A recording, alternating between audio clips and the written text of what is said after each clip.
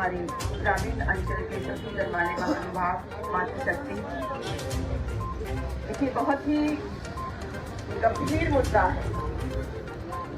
मैं तो इसको अभी बात कर रही थी, मुझे तो ऐसा लग रहा है कि ऐसी बाउंड्री बन गई है जैसे भारत और पाकिस्तान की बन जाती है, क्योंकि हमारे दिल इतने मिले हुए हैं। ये बल्लभगढ़ क्षेत्र और यहाँ के सैकड़ों गांव, इनका आपस में डेली का इतना आना जाना, उठना बैठना, प्यार मोहब्बत है कि ऐसे लग रहा है कि जैसे हमारे दिलों को अलग कर दिया गया है। तो ये हम किसी भी कीमत पर होने नहीं देंगे। जहाँ हमें तरह तरह के नुकसान हैं, अभी बड़े विस्तार से सबने चर्चा की कि शिक्षा पर असर पड़ेगा, स्वास्थ्य सेवाओं पर असर पड़ेगा, कृषि पर असर पड़ेगा, जो हमारे दैनिक कार्य हैं जीवन के, उन सब पर असर पड़ेगा, हमारे दिलों पर असर पड़ेगा, हमारे जो आपसे संबंध है, जो एक सामाजिक ताना बाना है, उसको भी ये छिन्न भिन्न करेगा अगर ये पुल नहीं बनता है तो। क्योंकि जब रोज रोज मिलते हैं तो प्यार मोहब्बत बनी रहती है। कहते हैं ना, पास आने से बढ़ती है नजदीकियां और दूर जाने से बढ़ती है दूरियां। आंख ओझल तो पहाड़ ओझल, out of side out of mind. अरे जब हम देखेंगे ही नहीं, आना जाना ही हमारा सोच के आएंगे। अगर 6-7 किलोमीटर घूम के आना पड़ेगा तो हमें 10 बार सोचना पड़ेगा कि जाए कि ना जाए। आज तो एक कदम वहाँ है हमारा, एक कदम यहाँ है। तो भाई किसी भी, हमें सबसे ज्यादा नुकसान है। मैं तो ऐसे लग रहा है कि हमारी जीवन रेखा को काट रहे हैं ये लोग। ये हमारी जीवन रेखा है इस शहर की, जो एक ऐतिहासिक नगरी है और यहाँ के सैकड़ों गांव। तो भाई इस जीवन रेखा को तो कटने देंगे नहीं, चाहे हमें कुछ भी करना पड़े। वो कहते हैं ना कि सीधी उंगली से जब घी ना निकले तो उंगली टेढ़ी करनी पड़ती है। तो मैं इस सरकार को आगाह करना चाहती हूँ कि हमें उंगली टेढ़ी करने पर मजबूर ना करें।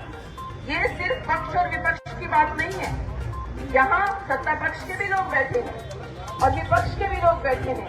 आज मैं एक राजनीतिक व्यक्तित्व के तौर पे बात नहीं कर रही हूँ, आज मैं सिर्फ इंडिविजुअली शारदा राठौर के तौर पे बात कर रही हूँ कि ये मेरी नैतिक जिम्मेदारी है कि अपने क्षेत्र के साथ, जहाँ हम पैदा हुए, जहाँ हम पले बढ़े, जहाँ हम रचे बसे हैं, उसके साथ कोई अन्याय हम नहीं होने देंगे। और हमें तो सबक लेना चाहिए। अभी बात आई, मास्टर ऋषिपाल जी ने भी कहा कि जब हजारों लाखों किसान दिल्ली बॉर्डरों पर बैठ गए और प्रधानमंत्री को भी झुकना पड़ा, कृषि बिल वापस लेने पड़े, तो ये तो छोटी सी बात है। आज वो कहते हैं कि हमें पता नहीं है, हमारे संज्ञान में नहीं है। नहीं है, कोई बात नहीं, अब तो आ गया तुम्हारे संज्ञान में, गलती हो गई, गलती का तो सुधार किया जा सकता है। कोई ऐसी बड़ी बात तो है नहीं कि इतनी बड़ी टेक्निकल प्रॉब्लम हो गई कि अब ये बन ही नहीं सकता। बिल्कुल बन सकता है। जहाँ पुलों की आवश्यकता नहीं है वहाँ तो ये पुल बनाने लग रहे हैं। जहाँ अपनी अपनी मार्केट है वहाँ बड़े अच्छे से पुल बन रहे हैं ताकि मार्केट को भी कोई नुकसान ना रहे और पुल भी बन जाए। और बल्लभगढ़ में मोहना रोड के अंदर पुल बना रहे हैं गुप्ता होटल के पास, जिसकी जरूरत नहीं है। आप बताइए, इतनी भीड़ी जगह है, ट्रैफिक जाम लग रहा है। भाई जब आप पुल बना दोगे तो क्या जाम कम हो जाएगा? क्योंकि 10-10 फुट के 8-8 फुट के तो बड़े खंभे होते हैं, पिलर्स होते हैं, जो बीच में पिलर्स गड़ जाएंगे, दोनों साइड जगह कितनी रह जाएगी? असली जाम तो वहां लगेगा, कब लगेगा? जब पुल बन जाएगा।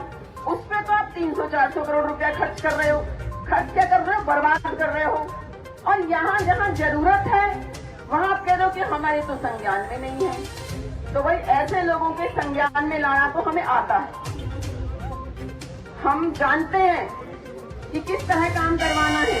अभी कंचन जी ने बताया कि आज रूपरेखा बन रही है, तो मैं भी ये कहूंगी कि हर गांव में 2-2, 4-4, 5-5 प्रतिनिधि जरूर रखें यहाँ पर और उनकी ड्यूटी लगाएं कि एक के साथ एक जरूर लेकर आओ, ताकि यहाँ 500-700 आदमी हर वक्त मौजूद रहने चाहिए। हमारी संख्या भी दिखनी चाहिए। और भाई जब भी आप कहोगे, जिस दिन भी आप कहोगे कि आपको शहर से भी लेकर आने हैं लोग, तो मैं शहर से भी लेकर आऊंगी। जितने आदमी की आप ड्यूटी लगाओगे उतने आदमी मैं शहर से भी लेकर आऊंगी, क्योंकि जितनी जरूरत आपको स्कूल की है कहीं उससे ज्यादा हमें जरूरत है, क्योंकि हमारी राजनीति में भी फर्क पड़ता है। और जब वोट मांगेंगे तो आप में से ज्यादातर लोगों के घर तो शहरों में कॉलोनियों में बने पड़े हैं। किसी का भाई रह रहा है, किसी का चाचा रह रहा है, किसी का मौसा रह रहा है, किसी का मामा रह रहा है, तो किसी के बाप वहाँ है तो बेटा यहाँ है, बाप यहाँ है तो बेटा वहाँ, इस तरह बन रहे हैं घर। दो घर हैं हमारे गांव के, शहर में अलग है, देहात में अलग है। तो भाई हम असर नहीं पड़ने देंगे किसी भी तरह, अपने सामाजिक ताने बाने को छिन्न भिन्न नहीं होने देंगे। अपने जो हमारी जरूरतें हैं, चाहे वो शिक्षा है, चाहे वो कृषि है, चाहे स्वास्थ्य सर्विसेज हैं और दैनिक कार्य हैं, हम किसी पर भी असर नहीं होने देंगे। अभी बात आई, कहा गया कि पहले नेता आते हैं और रोकर वोट ले जाते हैं। भाई मुझे भी बहुत बार सुनने को मिलता है, मुझे भी कह देते हैं कि आपका भाई पहले तो वो रोता था और अब हम रो रहे हैं। तो ये तो आपको सोचना चाहिए ना, ये तो आपको सोचना चाहिए। वोट देते हुए बहुत ठोक के जांच परख के वोट देनी चाहिए, क्योंकि पता सबका लगता है। जनप्रतिनिधि जो होते हैं सबका पता रहता है कि कौन किस व्यक्तित्व का आदमी है।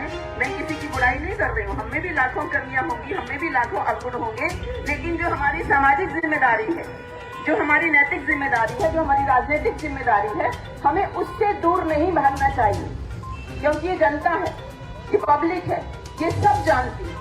हमारी छोटी छोटी बातों पर भी निगाह रखी जाती है, इसलिए हमें अपना हर तरह से आचरण भी ठीक रखना चाहिए और अपनी जिम्मेदारियों का भी ईमानदारी से निर्वहन करना चाहिए। तो मैं ज्यादा लंबी बात न कहते हुए सिर्फ इतना ही कहना चाहूंगी कि हमारी तरफ से तन मन धन तीनों की, और तन मन धन और जनता की जब जरूरत पड़ेगी, चारों जिम्मेदारियों को हम आपके आदेश अनुसार पूरा करेंगे। और ये भी लड़ाई जब तक चलेगी हम साथ हैं, और मुझे पूरा यकीन है कि सरकार को हम हिला के रखेंगे, ऐसे नहीं छोड़ देंगे। वो कहते हैं ना, मिटा दे अपनी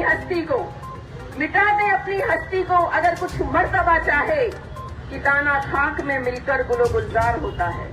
जब तक हम पसीना नहीं बहाएंगे, जब तक हम संघर्ष नहीं करेंगे, तब तक ये पुल बनने वाला नहीं है। और बड़ा साधारण सा सिंपल सा फंडा है, जब तक बच्चा रोता नहीं है माँ भी खाना नहीं देती। तो हमें तो रोना भी है, पूरा शोर भी मचाना है, और सरकार को चंडीगढ़ तक आवाज जाए ऐसा आह्वान हमें करना है, जिसमें मुझे बहुत आज खुशी है कि हमारी बहनें जो बहुत समझदार, जो बहुत बुद्धिजीवी हैं, सारी ऊंच नीच को जानती हैं, बड़े विवेक से बात करती हैं, उनको बधाई देना चाहती हूँ कि आज आप यहाँ शामिल हुए हो।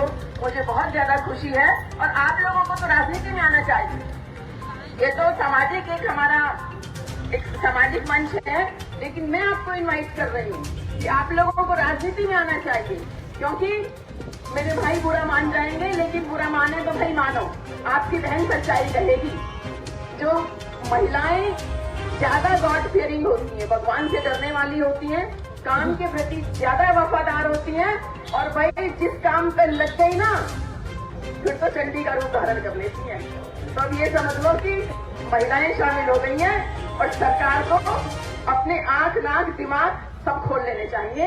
इन्हीं शब्दों के साथ आप सबका बहुत बहुत धन्यवाद। जय हिंद। बहुत ही ओजस्वी